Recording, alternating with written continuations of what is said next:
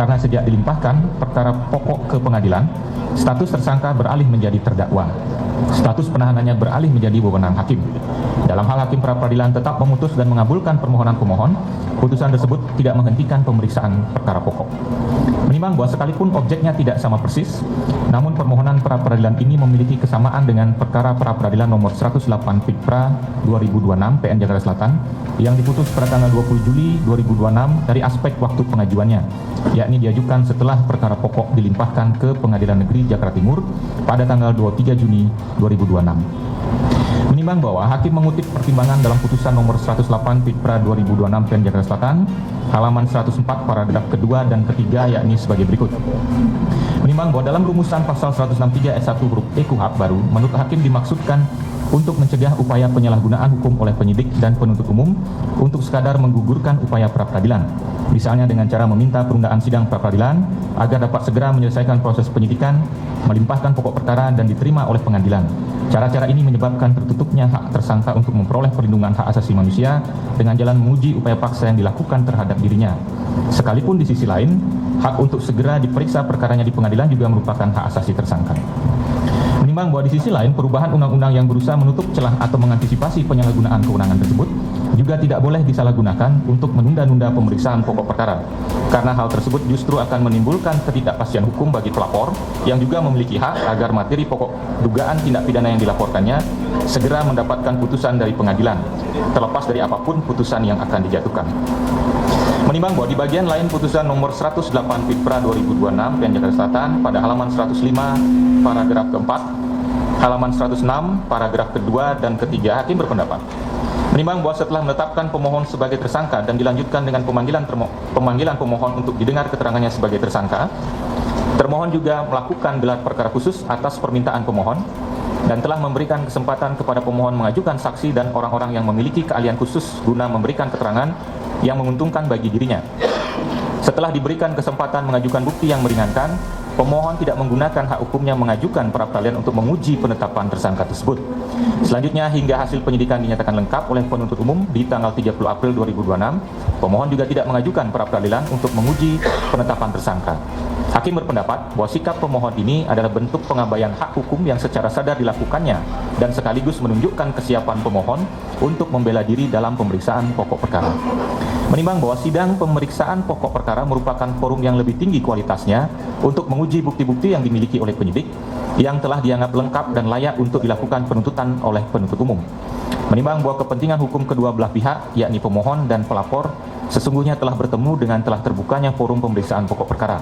Pemohon seharusnya menggunakan forum itu untuk mengajukan segala argumentasi hukum terkait ketentuan pidana yang didakwakan atau hal-hal lain yang terkait dengan syarat formil dan material surat dakwaan, dan untuk menguji alat bukti baik yang diajukan turut termohon maupun yang diajukan pemohon. Majelis hakim dalam pokok perkara memiliki kewenangan untuk memeriksa alat bukti tidak hanya dari sisi kuantitasnya, melainkan juga memeriksa relevansi dan kualitasnya, serta apakah pembuktian itu mampu meyakinkan majelis hakim. Dengan kata lain, majelis hakim dalam pokok perkara memiliki kewenangan memeriksa perkara dalam ruang lingkup yang jauh lebih luas dibandingkan hakim pra-peradilan. Dalam keadaan demikian, tentu hak hukum pemohon tidak akan dirugikan. Selanjutnya, dalam pertimbangan di halaman 106 paragraf kelima, hakim berpendapat sebagai berikut. Menimbang bahwa hakim berpendapat pasal 163 ayat 1 huruf E bermakna bahwa pemeriksaan pra-peradilan hanya dapat menunda dimulainya pemeriksaan pokok perkara jika perkara pokok dilimpahkan pada saat proses pra-peradilan sedang berlangsung. Namun, jika pokok perkara telah dilimpahkan ke pengadilan, baru kemudian permohonan pra-peradilan diajukan satu persatu menggunakan pasal 160 ayat 3, maka hal itu harus dianggap sebagai penyalahgunaan prosedur hukum. Menimbang bahwa hakim pada prinsipnya tetap konsisten dengan pendapatnya, sebagaimana diuraikan dalam pertimbangan putusan nomor 108 Fikra 2026 PN Jakarta Selatan tersebut di atas. Permohonan yang diajukan dalam perkara ini terkait upaya paksa penetapan tersangka dan larangan bagi tersangka untuk keluar dari wilayah Indonesia sudah tidak relevan lagi. Tidak hanya karena pemohon secara sadar telah mengabaikan hak mengajukan permohonan pra-peradilan untuk menguji upaya paksa tersebut dalam rentang waktu tanggal 7 November 2025 sampai dengan hasil penyidikan dinyatakan lengkap, namun juga karena status pemohon saat ini sudah berubah menjadi terdakwa. Sejak perkara pokok dilimpahkan oleh penuntut umum kepada Pengadilan Negeri Jakarta Timur dan telah diregister, maka sejak saat itu kewenangan terkait perkara telah beralih kepada Pengadilan Negeri Jakarta Timur dan status pemohon telah berubah menjadi terdakwa.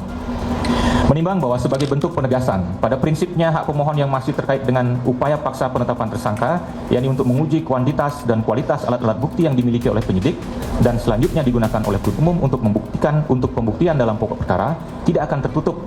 Sebab pengujian terhadap kecukupan kualitas alat bukti dan penilaian atas kualitas alat bukti tersebut saat ini telah menjadi kewenangan dari Majelis Hakim Pemeriksa Pokok Perkara yang akan dilaksanakan dalam forum yang lebih tinggi kualitasnya. Terlebih lagi, pengujian yang dikaitkan dengan perumusan surat dakwaan agar bebas dari cacat formil baru dapat diajukan dalam persidangan pokok perkara di salah satu tahapan yang disebut dengan perlawanan sebelum tahap pembuktian. Hal tersebut mutlak menjadi kewenangan Majelis Hakim Pemeriksa Pokok Perkara. Menimbang bahwa berdasarkan seluruh uraian pertimbangan di atas, maka permohonan pra peradilan pemohon tidak beralasan hukum sehingga sudah dipatutnya dinyatakan ditolak untuk seluruhnya. Menimbang bahwa oleh karena permohonan pra peradilan ditolak untuk seluruhnya, maka biaya yang timbul dalam perkara ini haruslah dibebankan kepada pemohon sejuta nihil, mengingat pasal 89, 160 ayat 3, 163 ayat 1 Undang-Undang 20 tahun 2025 serta peraturan perundang-undangan lain yang bersangkutan mengadili menolak permohonan pra peradilan pemohon untuk seluruhnya. Dua, membebankan kepada pemohon untuk membayar biaya perkara sejumlah nihil. Demikianlah diputus dalam sidang hari Rabu tanggal 26 Agustus 2026 oleh Ketut Darponesa, Hakim Pra Peradilan pada Pengadilan Bicara Selatan, dan ditetapkan dalam sidang terbuka untuk umum pada hari dan tanggal itu juga oleh hakim tersebut dibantu oleh Bagus Setiawan Eko Suryono SHMH Panitera Pengganti serta dihadiri oleh pemohon dan kuasanya, kuasa termohon serta kuasa turut termohon. Demikian putusannya, saudara pemohon. Dengan selesainya pembacaan putusan ini, maka saya nyatakan pemeriksaan perkara pra peradilan nomor 129 nyatakan selesai dan tutup.